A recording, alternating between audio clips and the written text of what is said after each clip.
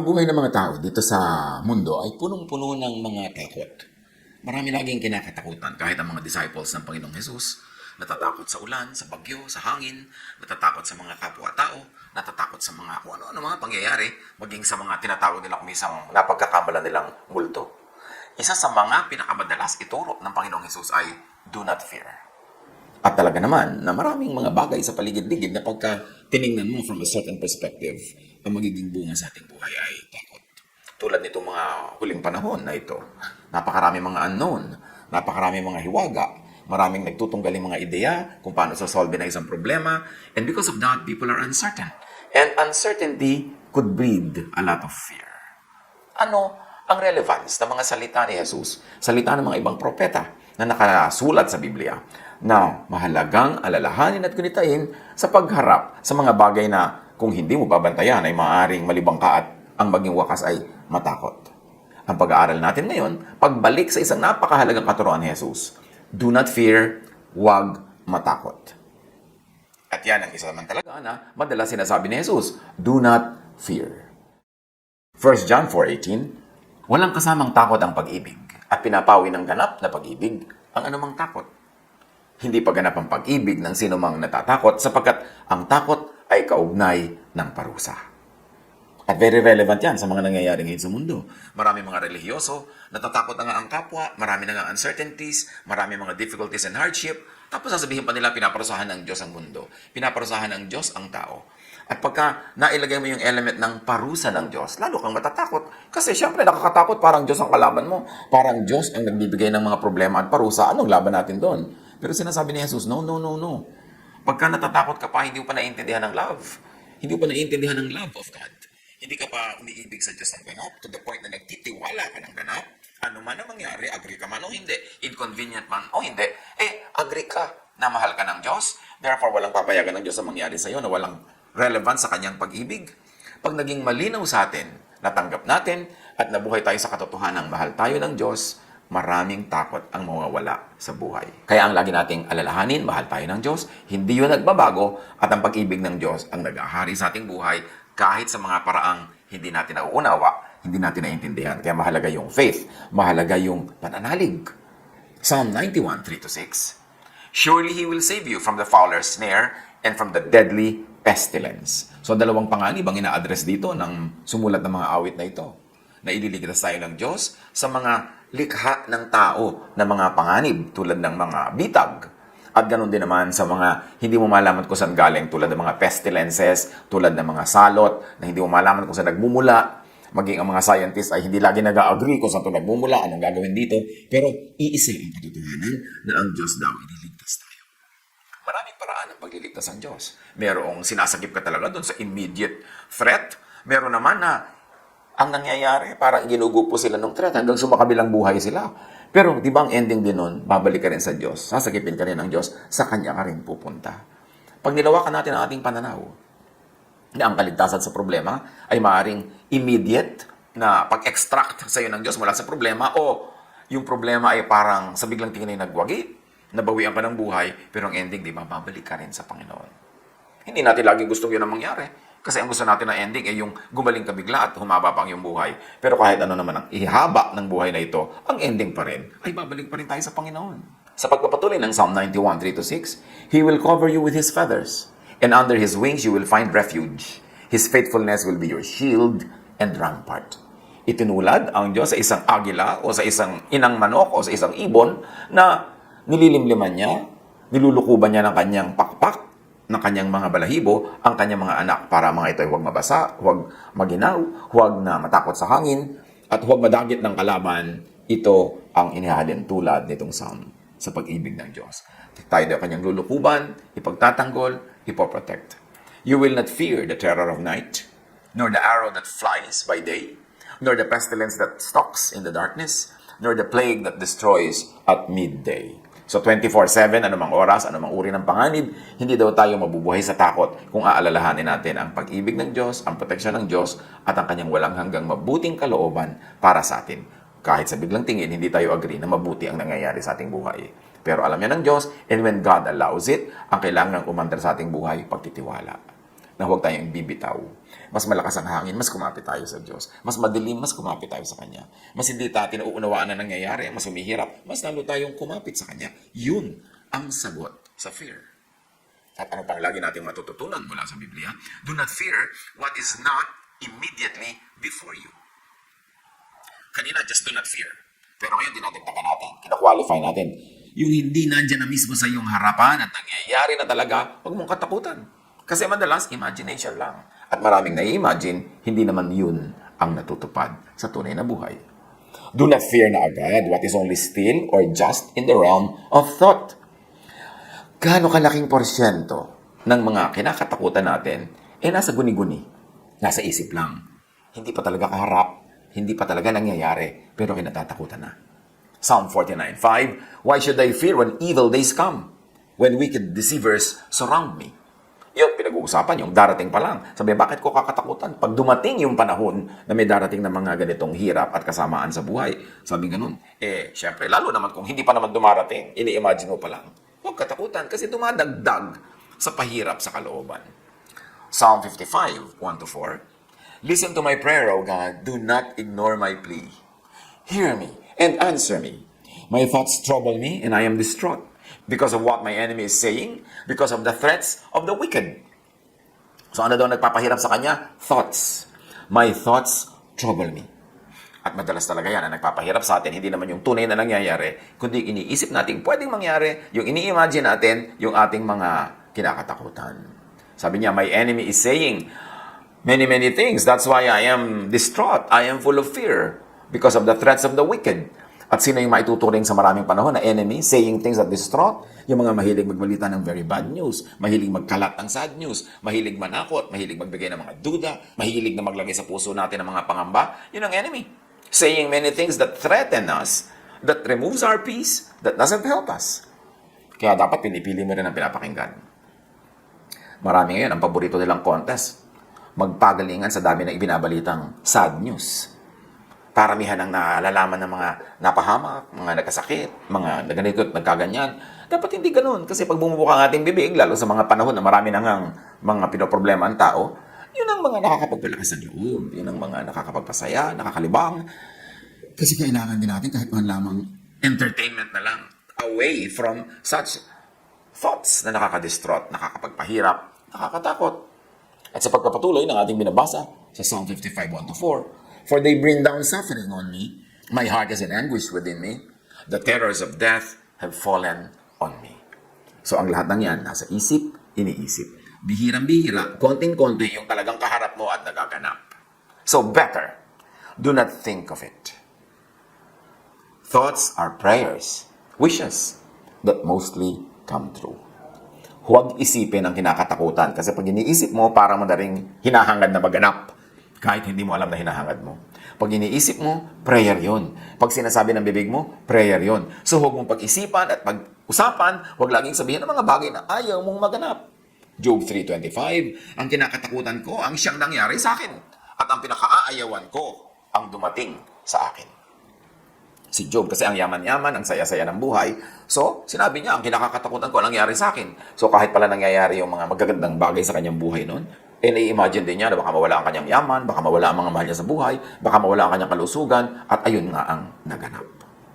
Pag lagi mong iniisip, tandaan mo, nagiging prayer yon, nagiging wish yon, at nadidinig yun ng universe, at isasagot nga sa'yo, your wish is granted. Huwag mong laging isipin, huwag mong laging pag-usapan ng bagay na kinatatakutan mo o ayaw mong maganap. Kailangan disiplinahin natin ang ating isip. Matthew 21:22, sabi ni Jesus, ano mang hingin ninyo sa panalangin ay tatanggapin ninyo kung naniniwala kayo. O panalangin nga yung iniisip kahit hindi mo dugtungan ng amen, kahit hindi mo gawin at i-recite in the format of a prayer, pag iniisip mo at sinasabi mo, prayer na yun. Paano kung naniniwala ka doon sa iniisip mo? Naniniwala ka doon sa kinakatakutan mo? Naniniwala ka gano'n ang mga mangyayari nga sa'yo? Sabi ni Jesus, ano mang hingin ninyo sa panalangin ay tatanggapin ninyo kung naniniwala kayo. Baligtad naman ang isang naganap sa ministry ng Panginoong Jesus sa Mark 6:5. Napakaraming pinapagaling ni Jesus pero sa kanyang bayan, napakakonti ng gumaling. Bakit? And because of their unbelief, He couldn't do any mighty miracles among them except to place His hands on a few sick people and heal them. Ito naman, baligtad. Merong unbelief. Ayaw nilang maniwala kay Jesus, therefore, hindi sila tinablan ng kapangyarihan para sila gumaling. Halos walang gumaling. Bakit? Ang pinaniniwalaan nila ito, fake siya, hindi siya makakapagpagaling, hindi ako gagaling. So, hindi nga sila naggalingan. Ikaw man at tumatanggap ng gamot, naniniwala ka, fake to, hindi ito tatalab. Bakit nga tatalab sa'yo? Iyon ang iniisip mo. Ang iniisip at pinaniniwalaan, nagaganap. Isang malaking hiwaga yan. Pero hindi na natin yan. Huhukayin ngayon yung hiwaga na yan. Sapat na sabihin natin kung ayaw mong maganap, huwag mong isipin. Huwag niyong pag-usapan. Yung gusto niyong maganap, ang lagi mong isipin at pag-usapan. At kung ikay laging hindi naniniwala, hindi ka nga tatablan, maski ng himala. Lalo pa, ng gamot lamang. Proverbs 4:26, give careful thought to the paths for your feet, and be steadfast in all your ways. Bantayan ang dadaanan ng paa. Pero yan ay isa lamang talinghaga. Bantayan ang pupuntahan ng isip. Kasi susunod ang katawan, susunod ang paa, susunod ang buhay. So kung anong gusto mong maganap, whatever is true, whatever is lovely, whatever is praiseworthy, think about such things. Diyan tayo pwedeng kumilos na we were created in God's image. There is a part of God that was given to us in creation. At isa yan siguro, napakadaming example na magpapatunay na ito nga yun na ang paniniwala natin is power. Ang faith natin is power. Ang words natin are power. So when you say these words, they happen. When you believe in this, it happens. Sabi ni Jesus, when you believe, you can turn this mountain into something that will jump into the sea. It will. Kasi naniniwala ka. Merong part of God in you na very powerful. And it gets operationalized by faith and by words. Think only of what you want to happen. Not what you do not want to happen. Pero pag inobserbahan natin ang buhay, baliktad na nangyayari araw-araw. Ang laging topic sa news, yung ayaw natin mangyari. Ang topic ng mga usapan, yung ayaw natin mangyari. Ang laging pinag-uusapan, yung negative, yung nakakatakot. Di yan nga nagaganap madalas. Kailangan ng disiplina ng isip. The real battleground is in the mind. Sabi, our battle is not against flesh and blood, but against principalities in the air. Against thoughts, against spirits in the mind. Kailangan kontrolin ang isip, ang puso. Kasi ang namumugad dyan na ideya, yun ang magaganap sa buhay. Psalm 51:10, create in me a pure heart, O God, and renew a steadfast spirit within me. A pure heart, hindi lang yung pure in terms of religious morality, kundi pure in terms of God's love, trust in God, faith in God. At yun ang laging espiritong dapat ay mulit-muli binubuhay, pinapalakas sa ating damdamin, yung pananalig sa Diyos, yung purity. Ibig sabihin, hindi tayo diluted by negative things, by evil thoughts, kundi by godly thoughts. Matthew 9:4, knowing their thoughts, Jesus said, why do you entertain evil thoughts in your hearts? And if we can extend the application, why do you entertain negative thoughts? Why do you entertain fear? Why do you entertain doubt? Yan ang papasukan ng mga bagay na hindi ka nais-nais sa inyong buhay when you open the doors of your heart and your mind to negative things. Matthew 9:28. Pagpasok ni Jesus sa bahay, lumapit sa kanya mga bulag. Tinanong sila ni Jesus, naniniwala ba kayo na mapapagaling ko kayo? Opo, Panginoon, sagot nila. At sabi ni Jesus, according to your faith, it will be done to you. Kung naniniwala kayo 100%, gagaling kayo 100%. Naniniwala kayo 50%, gagaling kayo 50%. Hindi kayo naniniwala, 0 ang paggaling ninyo. Wala. According to your faith, it will be done to you. Yes, God is there. Yes, Jesus is there dispensing power. But you are the other half of the team. You have to believe in God. You have to believe in Jesus para yung power na yon magkatotoo sa iyong buhay. Nakita mo sa kanyang hometown? Yung power niya? Hindi sapat para pagalingin yung mga tao doon. Kasi dapat sang-ayon sila, dapat payag sila, dapat meron silang assent, dapat meron silang pagsang-ayon, meron silang pananalig. And without that, hindi ka naman bigla-biglang babaguhin o papagalingin ng Diyos na ayaw mo naman o hindi ka naman naniniwala. Kasi meron tayong free will. Ibinigay din niya yan as part of our being made in the image of God. So yung free will na yon kailangan gamitin mo to obey God's will, to abide in God's love, para katablan ng kapangyarihan na ito. Believe in what you want. Believe in what you wish for. Psalm 27:3. Though an army besiege me, My heart will not fear. Though war break out against me, even then I will be confident. At kung bibigyan natin ng extension ng application, though an army of bad news besiege me, my heart will not fear.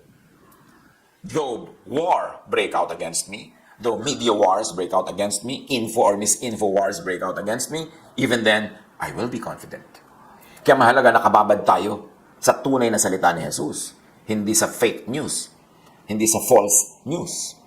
Dapat nakababad tayo sa katotohanan. At kasama ng katotohanan, of course, is scientific knowledge.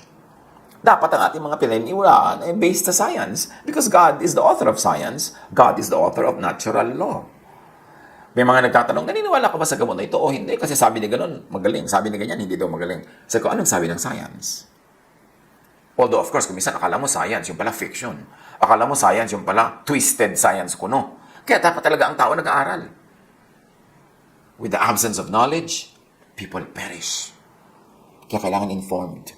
Hindi tayo naniniwala agad-agad sa chismis, sa mga patotoo nito at patotoo ni ganyan na very, very subjective and personal lang. Kailangan may science.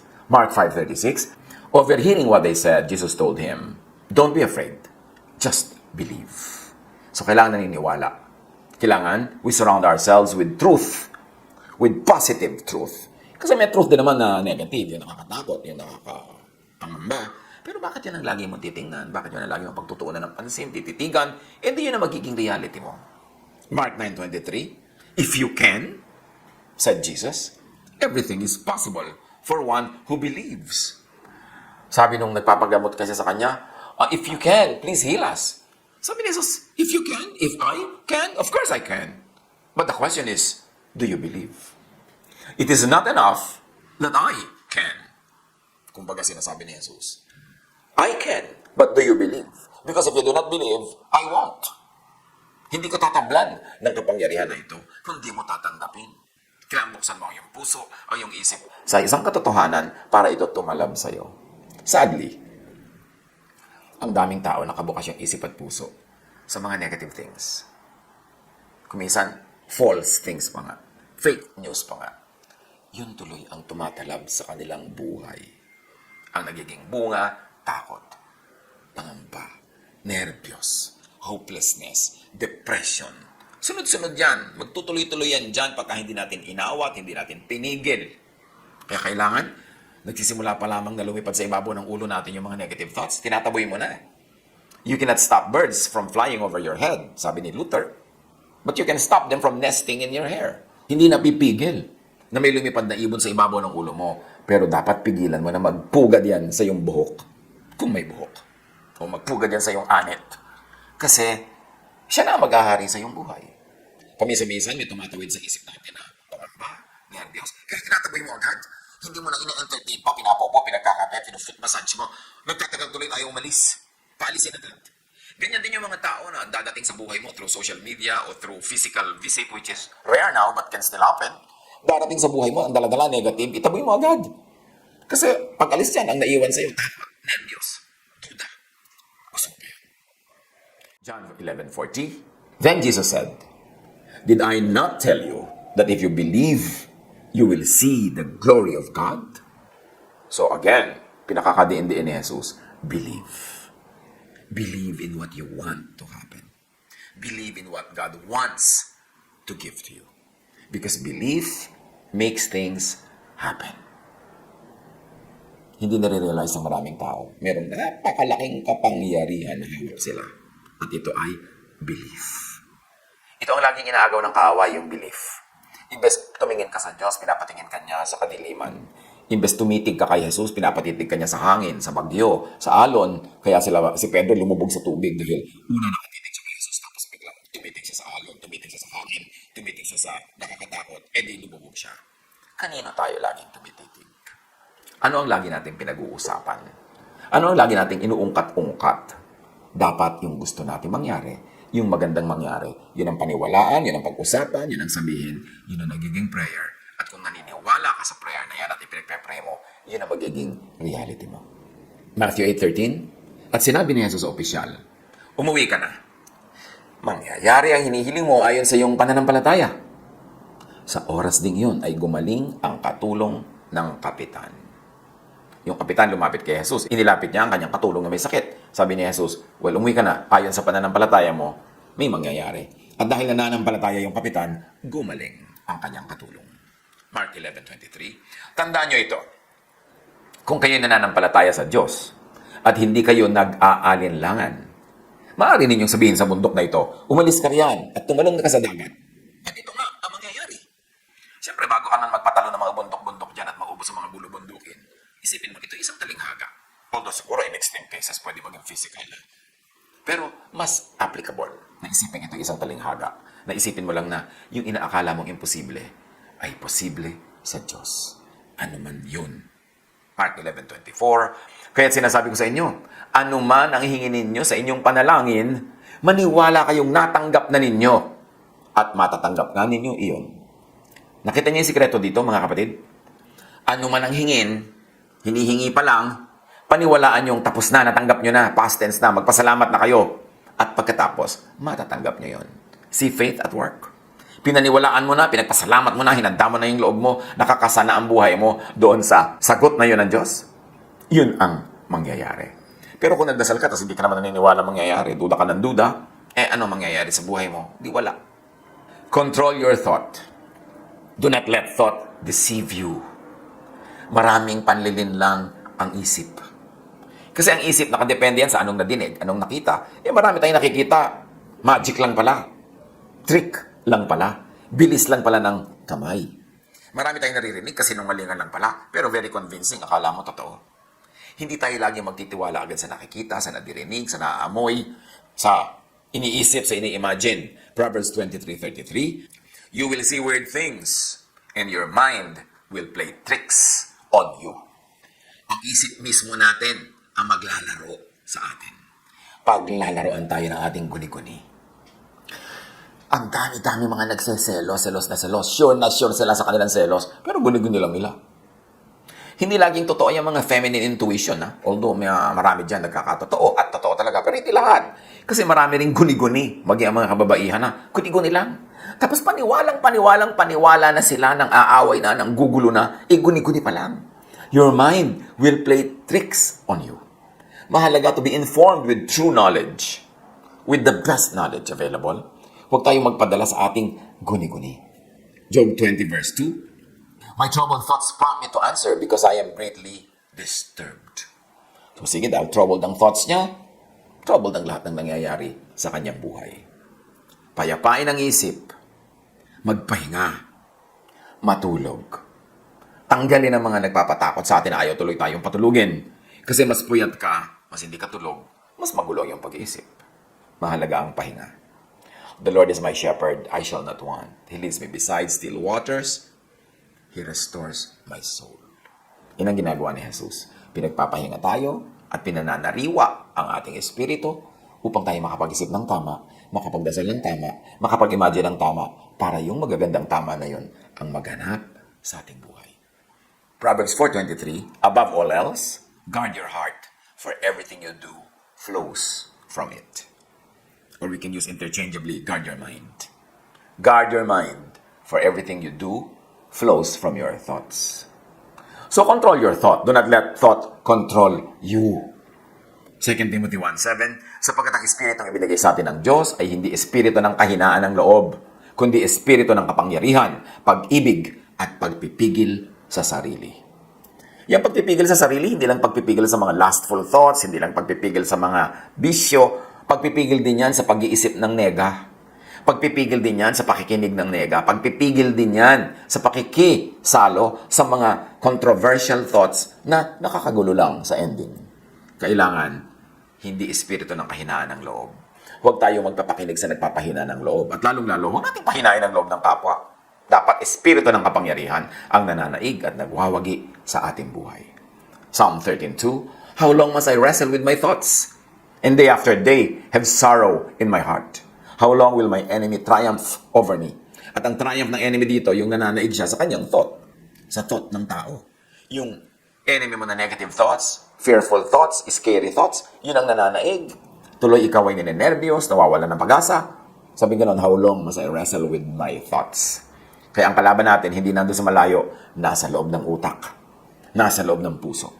Gawin ang isip na kingdom of God, hindi kingdom of Satan. Gawin ang puso na kingdom of God, hindi kingdom of Satan. Ang naghahari ay kapayapaan, katahimikan, pag-ibig, pagtitiwala, pananalig, hindi duda, hindi takot. So, huwag hayaan ang negative thought to triumph over you. Psalm 55 verse 2, Hear me and answer me. My thoughts trouble me, and I am distraught. Kung meron tayong dapat laging bantayan, yung laman ng isip, yung pumapasok sa isip, yung kumakatok sa pintuan ng ating isip. Tanggihan. Kung nasa loob na, palabasin, itaboy. Huwag tayong pumayag ng ating isip ay maging trono ng nega. Control your thought. Do not let ungodly, negative thought shape your life. Huwag gawin na amo ang takot, na lahat ng ginagawa natin dahil sa takot. Lahat ng ginagawa natin dahil ninenervyos tayo kasi lalo lang tayo magkakamali-mali. Magkakabisa-bisala, magkakalito-lito. Sikapin na lagi makapag-isip ng malinaw. Proverbs 23:7, For as he thinks within himself, so he is. Kung paano ka mag-isip, yun ka. Yun ang buhay mo. Proverbs 4:23, Be careful how you think. Your life is shaped by your thoughts. And syempre, ang thoughts natin is shaped by what we hear, by what we see, what we touch, what we smell, what our senses perceive. So, pinipili ang pinagtutuunan ng ating mata, ng tingin, ng ating panlasa, ng ating pangamoy, ng ating pandinig. Psalm 139:23. Search me, God, and know my heart. Test me, and know my anxious thoughts. At paalisin, itaboy. Do not fear what is immediately before you. Just tackle it. Sabi natin kanina, do not fear. And then do not fear what is not immediately before you. Ngayon, kahit nandyan na, nangyayari na, totoong-totoo na, huwag pa rin matakot. Tackle it. Solve it. Use godly wisdom. Use scientific knowledge. Use practical knowledge to solve whatever scares you. 1 Peter 3:13, Who is going to harm you if you are eager to do good? If you are eager to think positive, therefore to pray positive things can and will happen in your life. Huwag magpadaan na tayo natataranta. Nawawalan tayo ng magandang desisyon. Payapain ang sarili. Think of what you have to be tools in solving your issues, and then tackle the issue with God's help. Equipped with knowledge. Equipped with a sound mind and with a strong faith. Psalm 37:3, Trust in the Lord and do good, dwell in the land, and enjoy safe pasture. Psalm 112:6-7, Surely the righteous will never be shaken. They will be remembered forever. They will have no fear of bad news. Their hearts are steadfast, trusting in the Lord. Pag meron tayong magagawa, pairali natin yung pananalig at gawin natin ang kaya natin gawin. Pero sa mga paminsan-minsan na wala tayong masyadong magawa. O wala talaga tayong magawa. Lalo naman na pairali ng pananalig, pagtitiwala, at hayaang Diyos ang gumawa. Isipin kung ano pa rin yung positive, kung ano pa rin yung maganda, kung ano pa rin yung kanais-nais, at yun ang laging ipanalangin. If you can solve it, leave it as it is. Nature will solve it. Ang participation naman natin sa healing, participation natin sa problem solving, it has limits. It's only up to a point. Darating yung puntong hanggang doon lang ang kaya natin gawin. Bibitaw na tayo dahil hindi na natin kayang may gawin pang dagdag at ipapaubaya na natin sa Diyos, sa kalikasan, sa creation, ang paglutas ng challenge. Philippians 4:7, At ang kapayapaan ng Diyos na hindi kayang maunawaan ng tao ang siyang mag-iingat sa inyong puso at pag-iisip dahil sa inyong pakikipag-isa kay Kristo Jesus. Kung dumating sa point na hindi tayo malakas, wala tayong lakas, wala tayong magawa, lalo naman na gawing partner si Jesus. And this time, magiging silent partner ka lang. Si Jesus ang lahat ng gagawa ng practical things. Ang Diyos ang kikilos, the laws of nature set by God will work, at ipaubaya sa Diyos, ipaubaya sa kamay ng Diyos ang mga mangyayari kung wala ka talagang magawa sa point na ito. Madalas naman meron tayong magagawa. Madalas naman meron tayong kasama at katulong at kapartner. Pero kung paminsan-minsan dumarating sa point na parang wala ka talaga magawa, wala kang kakayanan, wala kang kapangyarihan, wala kang resources, nandyan ang Diyos. Hindi yun naiiba. Sa Kanya pa rin umasa, sa kanya tumawag.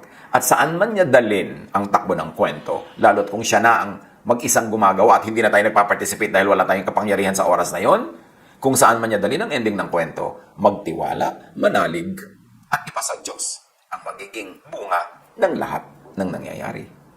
Psalm 94:19. When anxiety was great within me, your consolation brought me joy. Yun ang gawin natin. May mga tao na kuminsan dumarating sa mahirap na sitwasyon. You are not in control of your environment. You are not in control even of your body. You are not in control of the situation. But God is in control. At yan ang pinakamahalagang maalala. Masarap syempre may control ka sa buhay mo. Yung nakakain mo gusto mong kainin, nakakahinga ka sa paraan na gusto mo, nakakakilos ka. Pero may mga point sa panahon na hindi laging ganun na nangyayari. Pero doon lalo magtiwala sa Diyos. Doon lalo pakilusin ng Diyos. At siya ang mag-isang gumawa without our participation at hindi naman pwede magkamali ang Diyos. Kahit pa nga ang pagdala niya sa atin, hindi yun ang gusto nating puntahan, hindi yun ang nasa isip natin, hindi yun ang ideal, pero ipagtiwala sa Diyos. Siya ang nakakaalam ng pinakamabuti para sa atin.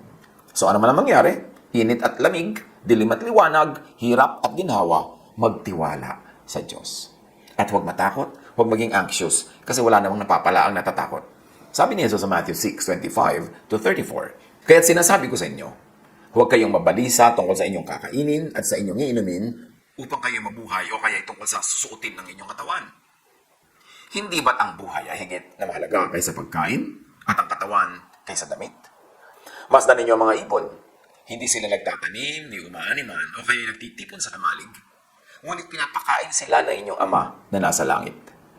Hindi ba't higit kayong mahalaga kaysa mga ibon? Sino sa inyo ang makapagpapahaba ng kanyang buhay kahit ng isang oras sa pamamagitan ng kanyang pagkabalisa? At bakit kayo nababalisa tungkol sa pananamit? Isipin ninyo kung paano tumutubo ang mga bulaklak sa parang.